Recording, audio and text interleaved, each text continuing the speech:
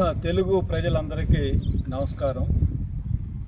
ఈరోజు రైతు సంఘం, వ్యవసాయ కార్మిక సంఘం, సిఐటియు నాయకత్వం మేడిగడ్డ బ్యారేజీని స్వయంగా పరిశీలించడం అవసరమని భావించి ఇక్కడికి వచ్చాము. గతంలో కూడా అనేక సార్లు ఈ ప్రాజెక్టు నిర్మాణం ప్రారంభం అయిన తర్వాత ఇక్కడికి వచ్చాం.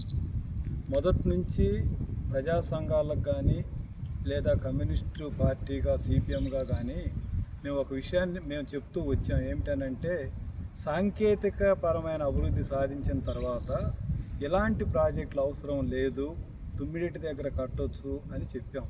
అయినా కేసీఆర్ గారు అందరికంటే నేనే పెద్ద ఇంజనీర్ని అనే పద్ధతుల్లో ఎవరి మాటను లెక్క చేయకుండా 80 నుంచి 1,00,000 కోట్ల వరకు ఈ కాళేశ్వరం 3 బ్యారేజీలకి అలాగనే కొన్ని కెనాల్స్కి ఖర్చు పెట్టారు.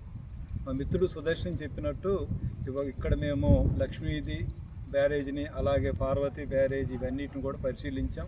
పంప్ హౌస్ దగ్గర కూడా వెళ్ళాము. కాబట్టి ఖచ్చితంగా నాణ్యమైన లోపాలున్నాయి, అవినీతి జరిగింది, అశ్రద్ధ జరిగింది. దీనికి ఖచ్చితంగా కేసీఆర్ అలాగే నానాటి బీఆర్ఎస్ ప్రభుత్వం బాధ్యత వహించాల్సిందే. దాంట్లో ఎలాంటి సందేహం లేదు. దాని మీద సెంట్రల్ లెవెల్ ఎంక్వైరీ జరుగుతుంది, స్టేట్ లెవెల్లో జరుగుతుంది, కమిషన్లు వేసారు, నిర్ధారణ రావాలా. ఖచ్చితంగా మా సంఘాలు డిమాండ్ చేస్తుంది, ఈ జరిగినటువంటి లోటుపాట్లలో ఎవరు బాధ్యులో వాళ్ళ మీద చర్య తీసుకోవాలి. రేపు ఎవరైనా ఎలాంటి వాటికి పాల్పడితే ఒక హెచ్చరిగా భయంగా ఉండే పద్ధతిలో చర్యలు తీసుకోవాలి.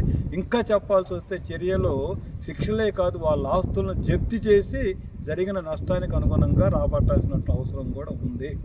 కాబట్టి అవినీతి ఒక్కటే కాదు. ఇప్పుడు మనం చూస్తున్నాం, అమెరికా ఇజ్రాయెల్ మీద, అలా ఇరాన్ మీద అమెరికా ఇజ్రాయెల్ కలిసి పెద్ద స్థాయిలో ఆయుధాలు ప్రయోగిస్తున్నప్పుడు చిన్న ఇరాన్ డ్రోన్స్ టెక్నాలజీతో అడ్డుకోగలుగుతుంది. అంటే ఏంటి? సాంకేతిక పరంగా చిన్న వాటిలో కూడా పెద్ద వాటిని మనం చేయొచ్చు. నీటి వనరులకు కూడా అదే చిన్న ఆనకట్టలు కడుతూ నీటి పంపొచ్చు. పోలవరంలో అదే చెప్పాం, ఇక్కడ అదే చెప్పాం. కాబట్టి అది కేసీఆర్ గారు పెడచేవని పెట్టుకున్నారు. ఇది మొదటిది. ఇక రెండోది, మన సుదర్శన్ గారు చెప్పినట్టు మరి రేవంత్ రెడ్డి గారు తప్పుని తేల్చడం వరకైనా సరిచేయటం కూడా బాధ్యత తీసుకోవాలా.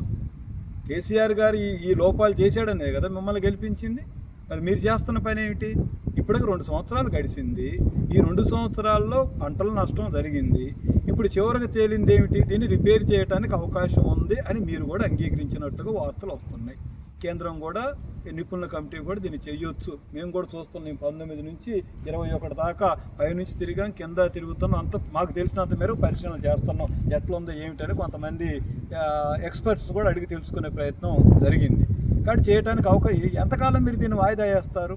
ఇప్పుడో 2 పంటలు పోయినాయి, కోట్ల రూపాయల నష్టం రైతులకు జరిగింది. ఇప్పుడు దీన్ని రాజకీయాలు ఇదేమన్నా కేసీఆర్ గారిది, రేవంత్ రెడ్డి గారిది, కాంగ్రెస్ది, బీఆర్ఎస్ గొడవ కాదు కదా ఇది.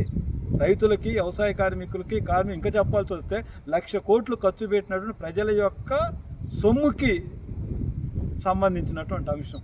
అందువల్ల వెంటనే నిర్మాణ పనులను చేపట్టండి, కాంక్రీట్ చర్యలు తీసుకోండి.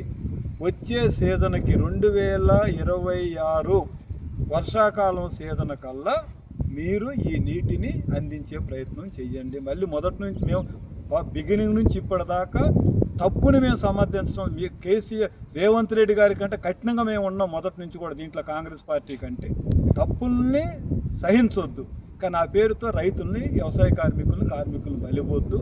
అందుకోసం ఈరోజు ఇక్కడికి స్వయంగా 3 సంఘాల నాయకులం, అఖిల భారత నాయకులం, రాష్ట్ర నాయకులం వచ్చి పరిశీలన చేశాము. దీన్ని మొత్తం ప్రజల్లోకి తీసుకొని పోతాము. మీరు కనుక చర్యలు తీసుకోకపోతే ప్రత్యక్ష ఉద్యమం కూడా చేపట్టాల్సి ఉంటుంది అని రేవంత్ రెడ్డి గారిని హెచ్చరిస్తున్నాం. మేము కోరుతున్నాం, దీన్ని స్పందించండి. యుద్ధ ప్రాతిపదిక మీద మీరు స్వయంగా కేంద్రీకరణ పెట్టి ఇక్కడ జరిగిన దాన్ని సవరించి రైతులకు నీరు అందించి వ్యవసాయాన్ని, రైతుల్ని కాపాడండి. ఇప్పుడు జరుగుతున్న సంక్షోభం మనం చూస్తున్నాం, యుద్ధం. ఇటు వల్ల మన వ్యవసాయాన్ని కనుక కాపాడుకోకపోతే ఒక భయంకరమైన పరిస్థితికి వెళ్తాం. కాబట్టి ఆ పద్ధతిలో ప్రభుత్వం చర్యలు తీసుకోవాలని మేము కోరుతున్నాం.